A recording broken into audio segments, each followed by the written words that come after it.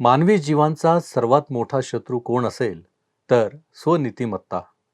याचा अर्थ असा की स्वतःच्या दृष्टिकोनातून प्राप्त झालेली नीतिमत्ता, ज्यामुळे आम्ही उद्धारासाठी देवावर नाही तर स्वतःवर अवलंबून राहतो. काय आम्ही स्वनीतिमत्तेचे बळी आहोत काय?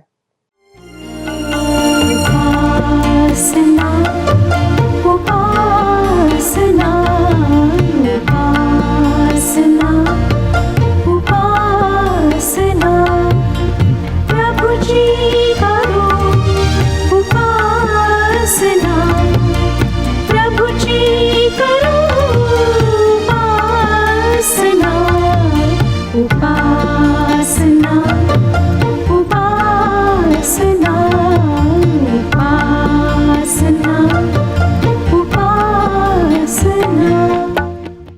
ख्रिस्तामधील प्रिय बंधू आणि भगिनींनो, उपासना कार्यक्रमामध्ये आपले हार्दिक स्वागत.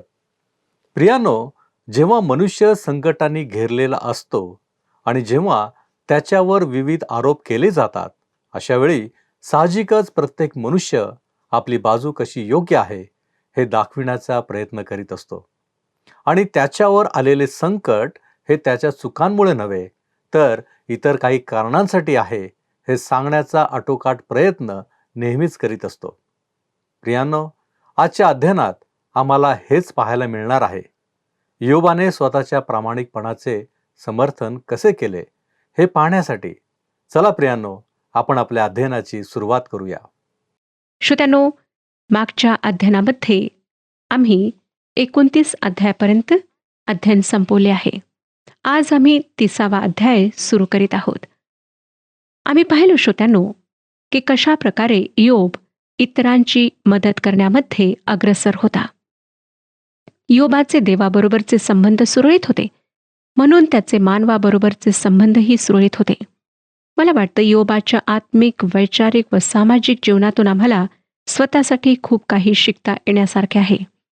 परंतु एक गोष्ट खटकते, ती ही की योब सतत आपले गतवैभव आठवून दुःख करीत आहे. त्याच्यासारखे अनेक लोक आम्हाला आमच्या आजूबाजूला आढळतात. त्यापैकी काही आपले गतजीवनातले वैभव, सुख, गौरव आठवून शोक करीत राहतात. त्यांना वर्तमान काळात जगायची इच्छा होत नाही. ते वर्तमानात जगू शकत नाहीत. त्यामुळे ते आजूबाजूच्या परिस्थितीशी समरूप होऊ शकत नाहीत. काही लोक असे असतात की जे गतजीवनातल्या कटू आठवणी विसरू शकत नाहीत. लोकांनी, आप्तस्वकीयांनी त्यांच्यावर केलेले अन्याय ते सतत आठवत राहतात. जुन्या जखमा उसवत राहतात आणि त्या कटू आठवणीने सध्याचे वर्तमान देखील गढूळ करून घेतात. आज तुम्ही त्यांच्यापैकी एक आहात काय? तुम्ही तुमच्या अपराधांची जाणीव, तुमच्या गतवैभवाचे दुःख आणि कटू आठवणींचे ओझे कधी आपल्या प्रेमळ प्रभुपित्याच्या हातात सोपविले आहे काय? त्याच्या सांत्वनाचा तुम्ही कधी अनुभव घेतला आहे काय? तो तुमच्या गतकाळाला बदलू इच्छितो. त्याविषयी त्याने एक फार सुंदर अभिवचन पवित्र शास्त्रात दिलेले आहे. यशायाचे पुस्तक 43वा अध्याय 18 आणि 19 वचने सांगतात. यशायाचे पुस्तक 43वा अध्याय 18 आणि 19 वचने. पूर्वीच्या गोष्टींची आठवण करू नका, जुन्या गोष्टी मनात आणू नका. पहा, मी एक नवीन गोष्ट करणार आहे, आत्ताच ती उद्भवत आहे. तुम्ही ती पाहणार नाही काय? मी अरण्यात सडक करीन, मरुभूमीत नद्या व्हावीन. होय श्रोत्यानो, मानवाला वाळवंटात नद्या वाहवणे शक्य नाही, पण देवाला ते शक्य आहे. म्हणूनच तुमचा गतकाळ कसाही असो, त्याचे पडसाद तुमच्या सध्याच्या जीवनावर पडू नयेत म्हणून सर्व काही त्या प्रेमळ पित्याच्या हातात सोपा. तो तुम्हाला उज्ज्वल भवितव्य तर देईलच, पण एक सुंदर आशीर्वादित वर्तमान काळही देईल. योबालाही तो पुढे दुपटीने भरून देणार आहे. परंतु सध्या मात्र तो कठीण मनस्थितीत व परिस्थितीत आहे. आपण आता 30व्या अध्यायात तो काय म्हणतो ते वाचूया. पहिलं वचन सांगतं, असे असूनही आता जे मज होऊन अल्पवयाचे आहेत, ज्यांच्या वडिलांची लायकी माझ्या मेंढ्या बकऱ्या राखाव्यास कुत्रे म्हणून ठेवण्याचीही मी समजत नसे, ते माझी टवाळी करीतात. योबाच्या मनात स्वतःच्या स्थितीविषयी कटुपणा आहे. ज्या लोकांची त्याला कधीच किंमत वाटली नाही, अशांची मुले आपल्याकडे पाहून हसतात, याचा त्याला तीव्र खेद आहे. तो त्या मुलांना रागावतो. वाचूया श्रोत्यानो 2 आणि 3 वचने. ज्यांचे वीर्य नष्ट झाले आहे, त्यांच्या बाहुबलाचा मला काय उपयोग? ते दुर्भिक्षाने व उपासमारीने दुबळे झाले आहेत. भयान व वैराण प्रदेशात मिळेल ते चावून ते गुजारा करीत आहेत. श्रोत्यानो, तात्पर्य हे की ज्या लोकांची काहीच लायकी नाही, ज्यांच्यात काही करण्याची ताकद नाही, समाजाने त्यांना दूर केलेले आहे, असे लोक आता इयोबाची थट्टा करू लागले आहेत. 9 आणि 10 वचनांमध्ये तो म्हणतो, 9 आणि 10 वचने, हे लोक माझ्या निंदेची गाणी गातात. माझे नाव ज्याच्या त्याच्या तोंडी झाले आहे. ते मला अमंगळ मानितात. माझ्या वाऱ्यासही उभे राहत नाहीत. माझ्या तोंडावर थुंकाव्यास चुकत नाहीत. खरोखर उपद्रवी तापदायक लोकांच्या थट्टेचा विषय योब झाला आहे. पुढे तो 30वा अध्याय आणि 31व्या वचनात म्हणतो. 31वं वचन वाचूया. 30वा अध्याय आणि 31वे वचन. माझ्या वीणेतून शोकसूर, माझ्या पाव्यातून विलाप परव निघत आहेत. प्रिय श्रोत्यानो, योबाचे दुःख खोलवर आहे. तो त्यामुळे विव्हळ झाला आहे व गत जीवनातले वैभव आणि सध्याची दुःखस्थिती दोन्ही त्याच्यासाठी फार फार तापदायक आहेत. योबाला लोकांना त्याने जी मदत केली त्याची आठवण येत असेल आणि आता त्याला मदतीची गरज आहे, पण कोणी त्याला मदत करीत नाही याचे त्याला मोठे दुःख असणार. परंतु एवढ्या सर्व उजळणीमध्ये तुमच्या लक्षात एक गोष्ट आली काय? योबाजवळ भग्न व अनुतप्त हृदय नाही. आपण केव्हा तरी कोठेतरी चुकलो असे त्याला कणभरही वाटत नाही. त्याला स्वतःच्या नीतिमानतेचा केवढा तरी अभिमान आहे. आपल्याला आपला गर्व व अहंकार सोडून द्यायला पाहिजे हे अजून त्याला समजलेच नाही. योबाचे दुःख ही त्याची समस्या नाही. त्याच्या स्वतःच्या आत्मिक जीवनाविषयीचा आत्मसंतुष्टपणा ही त्याची खरी समस्या आहे. श्रोत्यानो, आज तुमची स्थिती कशी आहे? तुम्ही जर तुमच्या आध्यात्मिक जीवनाविषयी संतुष्ट असाल तर नक्कीच तुमची आत्मिक वाढ खुंटलेली आहे. तुमच्यात गर्व आणि अहंकार आहे. तुम्हाला पश्चातापाची गरज आहे. कारण तुमचा स्वतःविषयीचा गर्व, अहंकार हे तुमच्या व देवामध्ये अडखण आहे. तुमचा देवाशी जर अजूनही समेट झाला नसेल तर आजच ती संधी आहे. कारण जर देवाशी समेट नाही तर तुमच्याजवळ देवाची शांती व आनंद दोन्ही नाही. आम्हाला दिसतं की इयोब एक घमंडी पुरुष आहे. देवाला नीतिमान म्हणण्याऐवजी तो स्वतःला नीतिमान ठरवित आहे. खरे पाहता तो देवाला दोष देत आहे. इयोबाची समस्या काय आहे? तर ते त्याचा घमंड आहे. हीच तीच गोष्ट आहे श्रोत्यानो, ज्यामुळे सैतानाचे पतन झाले. एदेन बागेतले ते पाप होते. हा कॅन्सरप्रमाणे भयंकर असा रोग आहे जो मानवी हृदयाला खोकला करतो. हेच भयंकर पाप, घमंड आज आम्हातील प्रत्येकाच्या हृदयात आणि जीवनात आहे. जर श्रोत्यानो, आज आपणाला गर्व झालेला आहे, कुठल्याही गोष्टीचा असेना, तो परमेश्वरासमोर कबूल करा, पश्चाताप करा, क्षमा मागा. परमेश्वराची शांती, त्याचा आनंद जर तुमच्याजवळ नाही तर तुमचे तुमच्या आप्तस्वकीयांशी व इतर लोकांशी असलेले संबंधही सुरळीत राहणार नाहीत. म्हणून आपल्या गतजीवनातल्या, सध्याच्या जीवनातल्या अपराधांना परमेश्वरासमोर सादर करा.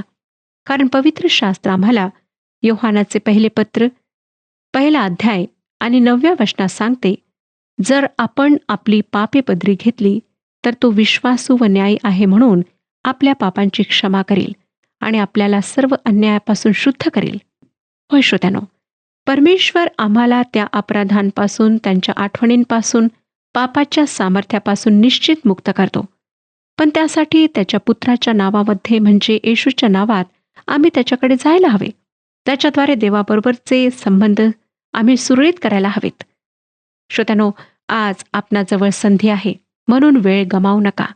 ख्रिस्ताजवळ या आणि आपल्या पापांची क्षमा प्राप्त करून घ्या, पश्चाताप करा आणि देवाबरोबरचा आपला संबंध सुरळीत करा.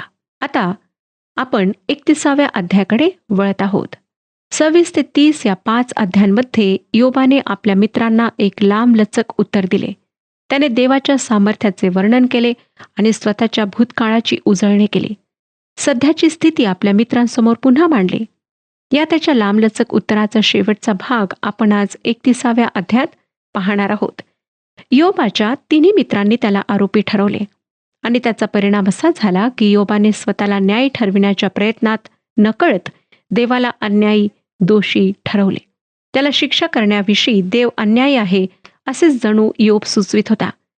परंतु श्रोत्यांनो, ज्या क्षणी आम्ही देवासमोर स्वतःला नीतिमान ठरवतो त्याच क्षणी देव आम्हाला आमचे अपराध दाखवून देऊ लागतो आणि आमची सत्कृत्येही त्याच्यासमोर घाणेरड्या चिन्हांप्रमाणे आहेत हे तो स्पष्ट करतो. कारण देव अंतर्याम व हृदय पारखणार आहे. त्याला आमचे अंतस्थ हेतू ठाऊक आहेत. म्हणून शहाणपण या गोष्टीत आहे की आम्ही त्याच्या समोर आपले दोष पदरी घ्यावेत आणि स्वतःला त्याच्या चरणी सोपून द्यावे. तसे जर आम्ही केले तर देव आमचे समर्थन करणारा होतो. स्तोत्रसंहिता 34 अध्याय आणि 22 वचन आम्हाला सांगते, परमेश्वर आपल्या सेवकांच्या जीवाचा उद्धार करीतो. त्याचा आश्रय धरणारा कोणीही दोषपात्र ठरत नाही. परंतु जे स्वतःच्या बुद्धीने स्वतःला निर्दोष नीतिमान ठरवतात त्यांच्यासाठी देवाचा न्याय, देवाचा क्रोध राखून ठेवला आहे. आम्ही ही गोष्ट आमच्या जीवनात नेहमी लक्षात ठेवायला हवी. परंतु समस्या ही आहे की आम्ही फार गर्विष्ठ आहोत. स्वतःचा वृथा अभिमान बाळगणारे आहोत. आम्हा प्रत्येकाला वाटतं की मीच काय तो शहाणा आहे. मला सर्व समजते व माझेच निर्णय योग्य आहेत. मला देवाची गरज नाही. मला देवाच्या वचनाची गरज नाही. परंतु श्रोत्यानो, परमेश्वरासमोर हा गर्व, हा वृथा अभिमान काही एक कामाचा नाही. जेव्हा आम्ही त्याच्या समोर येतो तेव्हा आम्ही जसे आहोत तसे त्याच्यासमोर यावे अशी त्याची इच्छा असते. आपण त्याच्यासमोर बचावाचा पावित्रा घेऊन काही फायदा नाही किंवा स्वतःला शहाणे समजून उद्धटपणाचा आव आणण्यातही काही अर्थ नाही. कारण परमेश्वर आमचा सर्व उर्मटपणा मोडून टाकेल. प्रसिद्ध इंग्रजी टीकाकार व तत्ववेत्ते C.S. लुईस हे असामान्य बुद्धिप्राप्त झालेली व्यक्ती होते. समज आल्यापासूनच त्यांनी देवाला नाकारायला सुरुवात केली. आपल्या तत्वज्ञानाच्या तर्कशास्त्राच्या सर्व मोहरा त्यांनी देवाविरुद्ध चालवून देवाचे अस्तित्व नाकारण्याचा प्रयत्न केला. त्यांना वाटले की स्वतःच्या बुद्धीने ते देव नसल्याचे सिद्ध करू शकतील. पण त्यांनी स्वतःभोवती देवाविरुद्ध बांधलेल्या सर्व भिंती देवाने काही काळातच जमीनदोस्त केल्या व शेवटी बचावाचे काहीही साधन नसलेले असे C.S. लुईस ह्यांना परमेश्वरासमोर जावे लागले. अर्थातच ते त्याचे सेवक म्हणले. इंग्रजी साहित्याचे टीकाकार व तत्ववेत्ते C.S. लुईस यांनी मग स्वतःच्या बुद्धिमत्तेचा देवाच्या गौरवासाठी उपयोग केला. आज जर देवाने घातलेल्या साधेला तुमच्यापैकी कोणी उर्मटपणाने प्रतिसाद देणे नाकारत असेल तर मला तुम्हाला सांगू द्या की तुमचा प्रतिकार फार काळ टिकणार नाही. तुम्हाला त्या सर्व शक्तिमान व अत्यंत प्रेमळ प्रभू परमेश्वरासमोर झुकावेच लागेल. लक्षात घ्या की त्याच्या सामर्थ्यासमोर तुम्ही फार काळ टिकाव धरू शकणार नाही. आज तो तुम्हाला त्याच्याकडे तुम्ही आहात तसे येण्यासाठी बोलावत आहे.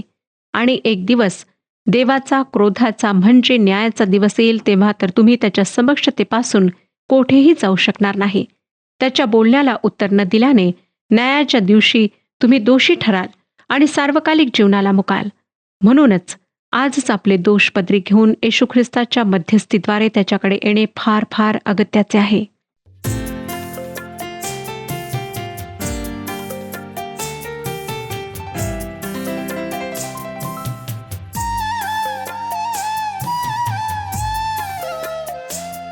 तू साज माझ्या जीवाचा आहेस गीत मनाचा.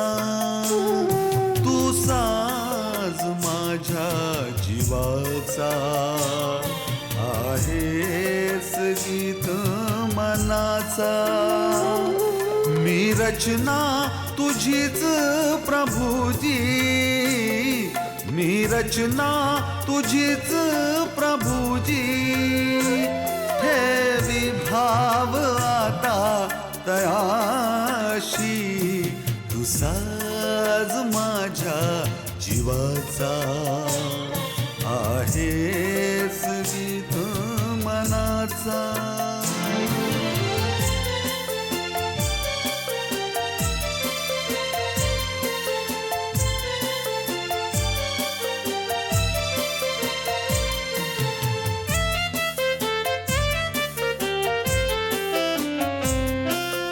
येशूची प्रीती वर्णी त्रिभुवनात वाणीती. सदा नवी ती वाटी ती मलाही आता वदावी. प्रीती प्रभूची गावी, प्रीती प्रभूची गावी. त्या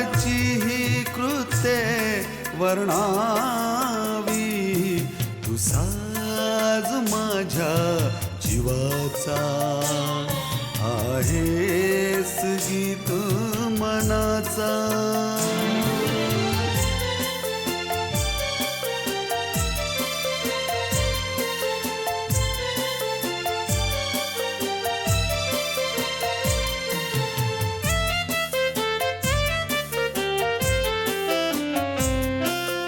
जगिया दुःखे घेरी, विश्वास भावे हारी.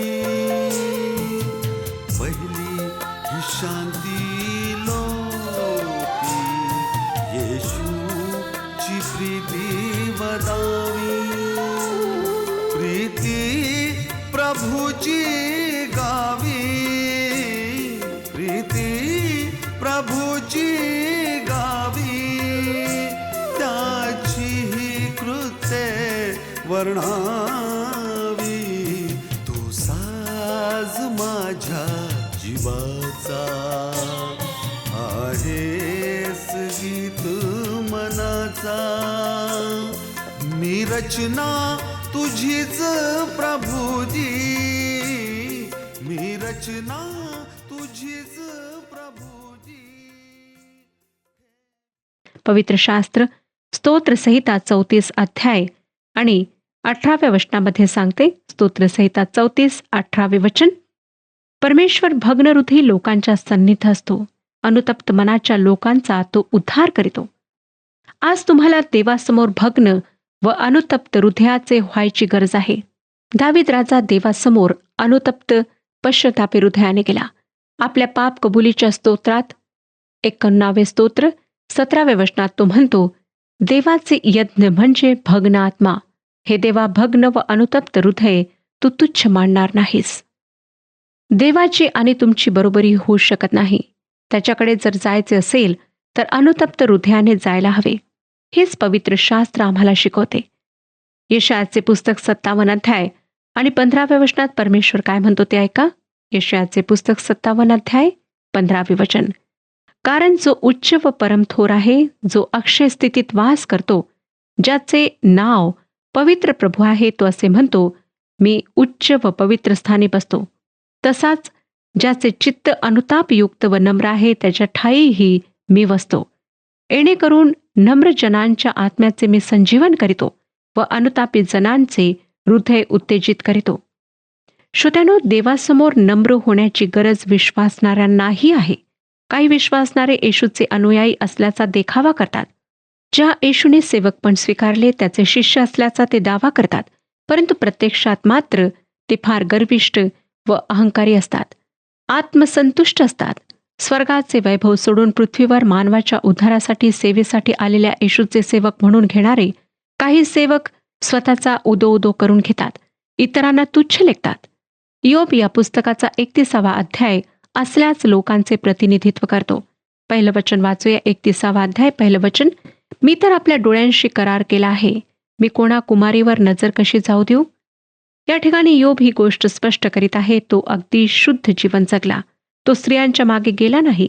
शारीरिक वासनेचा अपराध त्याच्या हातून घडला नाही. पुढे तो 2 आणि 3 वचनांमध्ये म्हणतो, वरून देवाकडून काय वाट्यास येणार, ऊर्ध्वलोकाहून कोणते वतन सर्वसमर्थ भोगाव्यास लावणार. दुष्टास विपत्ती व दुष्कर्म्यास अनर्थ प्राप्त होत नाही काय. श्रोत्यांनो, त्याने स्वतःला असल्या पापांपासून दूर राखले आहे, कारण त्याला त्या पापांच्या भयंकर परिणामांचीही पूर्णपणे जाणीव आहे. 4 ते 6 वचने. माझे सर्व मार्ग तो पाहत नाही काय, माझी सर्व पावले तो गणित नाही काय. मी असत्याची सोबत केली असली, माझ्या पायांनी कपटाकडे धाव घेतली असली, तर त्याने मला न्यायाच्या ताजव्यात तोलावे. देवाला माझी सात्विकता कळून येऊ द्या. म्हणजे या ठिकाणी तो असे सांगत आहे की खोटेपणा व लबाडी हे अपराध देखील त्याच्यापासून दूर आहेत. या ठिकाणी योब स्वतःच्या सरळपणाविषयी बढाई मारत आहे, पण तो शेवटी अशा ठिकाणी येणार आहे की जेथून त्याला देवासमोर स्वतःचे दोष पदरी घ्यावी लागणार आहेत. पुढे तो 7 ते 11 वचनांमध्ये काय म्हणतो पहा. माझे पाऊल आडमार्गावर पडले असले, माझ्या मनाने माझ्या डोळ्यांमागून धाव घेतली असली, माझ्या हातास काही डाग लागला असला, तर मी पेरिले ते दुसरा खाऊ. लोक माझ्या शेतातले पीक उपटून टाकोत. माझे मन कोणा स्त्रीला पाहून लंपट झाले असले, मी आपल्या शेजाऱ्याच्या दाराशी टपून बसलो असलो, तर माझी स्त्री दुसऱ्याचे दळण कांडण करो, परके तिला ओणवी करोत, कारण हे दुष्कर्म आहे. हा न्यायाधीशांनी शिक्षा करण्याजोगा गुन्हा आहे. या सर्व वाक्यांमधून इयोब एकच गोष्ट ठासून सांगत आहे की जर तो अविश्वासू व खोटारडा असेल, त्याची पत्नी त्याच्यापासून हिरावून घ्यावी. तो पापमय जीवन जगला नाही. मला वाटतं ही गोष्ट खरी आहे की इयोब खरंच एक चांगला माणूस होता, पण त्याच्यामध्ये एक भयंकर गोष्ट होती, ती म्हणजे त्याचा अहंकार. त्याच्या मित्रांनी त्याचे योग्य प्रकारे सहाय्य करण्याऐवजी त्याच्यावर आरोप केले आणि त्याला स्वतःचा बचाव करण्यासाठी स्वतःच्या चांगुलपणाची शेखी मिरवावी लागली.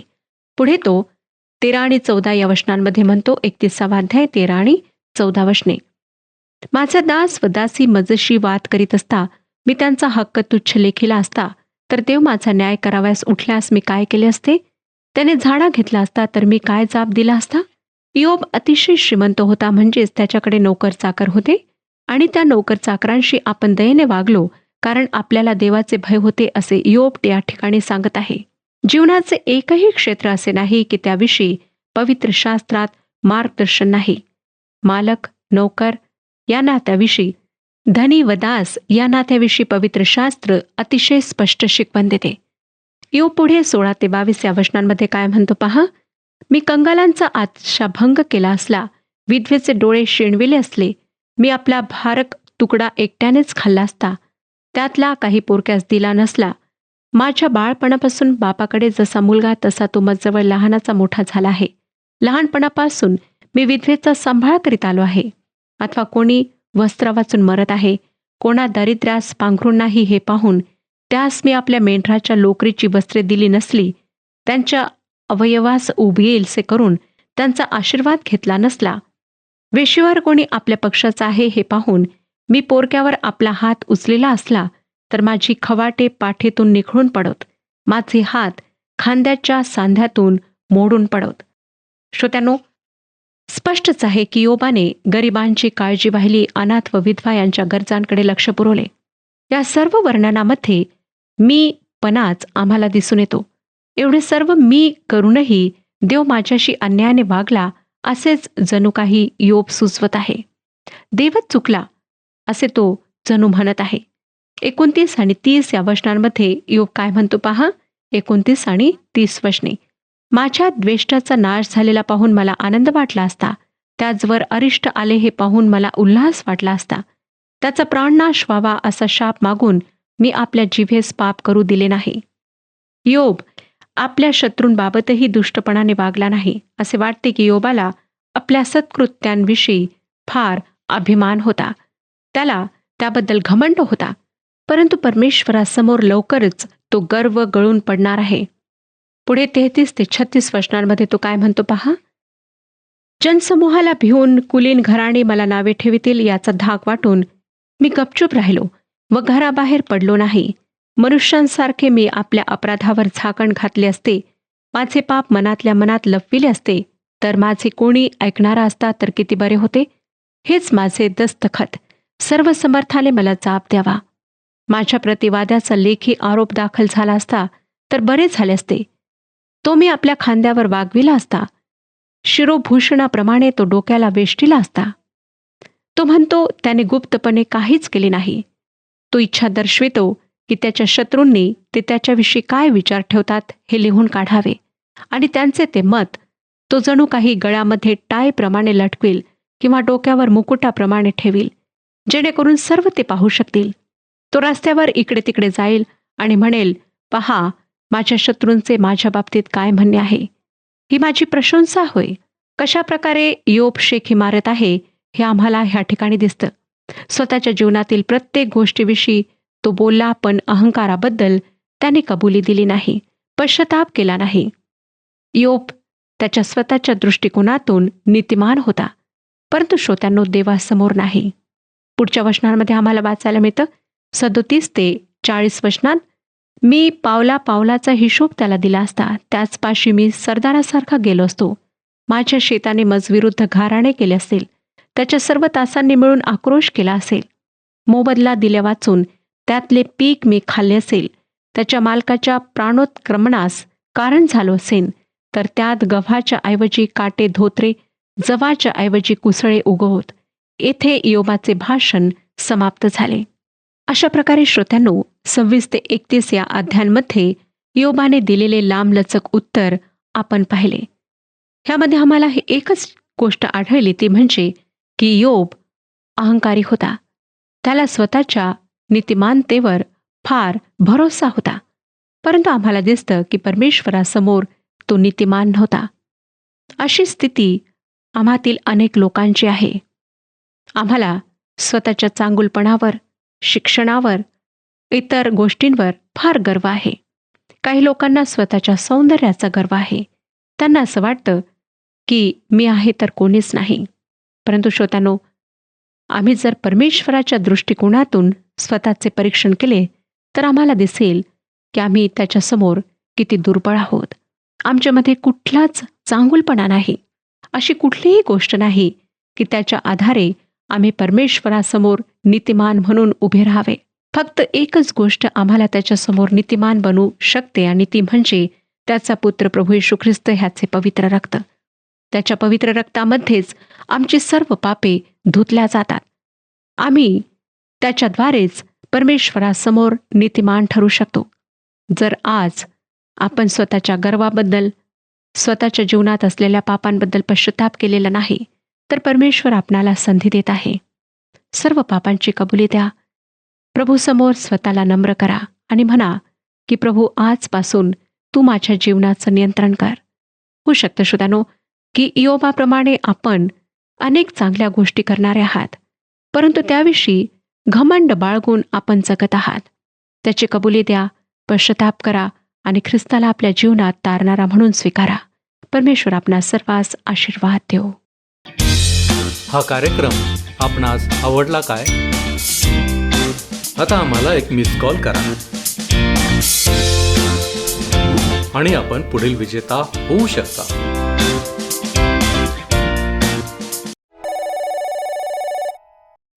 प्रियांनो, माझी खात्री आहे की आजच्या अध्ययनाद्वारे आम्हाला मानवी दुःख आणि लवचिकता याबद्दल शिकायला मिळाले आहे.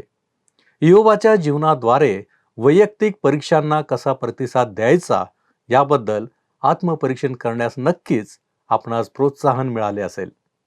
प्रियांनो, आज आपण विचार करू की काय आम्हाला आमच्या चांगुलपणावर, शिक्षणावर गर्व आहे? काय आज आम्ही केवळ आमच्या स्वतःच्याच दृष्टीसमोर नीतिमान आहोत? आपण जरूर यावर विचार करा. आपण प्रार्थना करू. सर्वसमर्थ आमच्यावरती दया आणि कृपा करणाऱ्या आमच्या महान प्रेमळ परमेश्वरा, उपकार स्तुतीच्या अंतःकरणाने आम्ही तुझ्या सानिध्यामध्ये आलेलो आहोत. कारण प्रभूजी, तू आम्हाला शिकवत आहेस, तू आम्हाला मार्गदर्शन करीत आहेस. आणि प्रभूजी, ज्या गोष्टी तू आज आमच्या समोर ठेवल्यास, होय प्रभूजी, आम्ही त्याच्याबद्दल तुझे मनापासून आभार मानतो. आणि आम्ही स्वतःच्या दृष्टिकोनातून नव्हे तर प्रभूजी तुझ्या दृष्टीने आम्ही नीतिमान व्हावं, यासाठी आम्ही तुझ्याकडे सहाय्य मागतो. आम्हाला ठाऊक आहे प्रभूजी, आम्ही स्वतःहून काहीही करू शकत नाही, परंतु तुझी कृपा ज्यावेळेस आमच्या बरोबर आहे त्यावेळेस निश्चितच आमचं जीवन हे बदलू शकतं. आणि म्हणूनच प्रभूजी, आम्ही तुझ्यावरती विसंबून आहोत. तू आम्हाला सहाय्य कर. येशू ख्रिस्त आमचा प्रभू याच्याद्वारे ही विनंती करतो, म्हणून तू ऐक. आमेन. प्रभू समोर नम्र व्हा, म्हणजे तो तुम्हाला उच्च करेल. प्रभू आपणास सहाय्य करो.